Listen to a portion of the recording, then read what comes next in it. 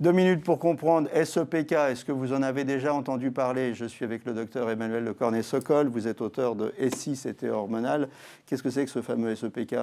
C'est le syndrome des ovaires polykystiques. Alors en fait, c'est très fréquent. Je suis sûre qu'autour de vous, vous connaissez plusieurs femmes qui ont ce syndrome, parce que cela touche à peu près 10% des femmes. Je ne connais pas beaucoup de femmes. Je ne veux pas d'ennui avec ma femme. Je ne connais pas de femmes.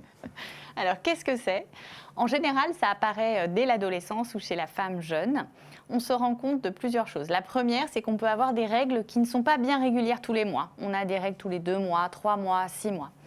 La deuxième chose, c'est qu'on peut avoir des signes d'hyperandrogénie. Ça veut dire quoi? Ça veut dire que le corps va se mettre à fabriquer un petit peu plus d'hormones masculines que ce qu'il devrait. Et donc, on a un peu d'acné, on a tendance à perdre ses cheveux, on peut avoir un excès de pilosité sur des zones où on n'est pas censé en avoir, par exemple au-dessus de la lèvre supérieure chez les femmes.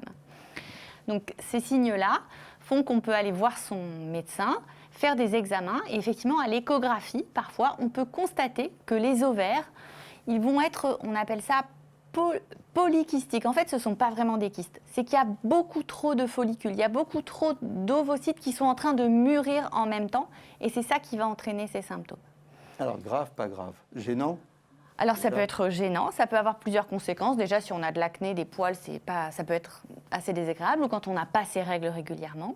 Parfois, ça peut être lié aussi à un surpoids. Donc, le fait de perdre du poids, de rééquilibrer son alimentation, de faire du sport, ça peut améliorer les choses. Et puis, la plupart du temps, la fertilité est bonne. On n'a pas de problème pour être enceinte.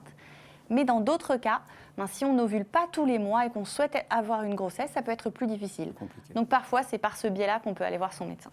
Voilà, dans tous les cas, si vous avez ce type de problème, il faut aller consulter. On ne le dira jamais assez. Consultez.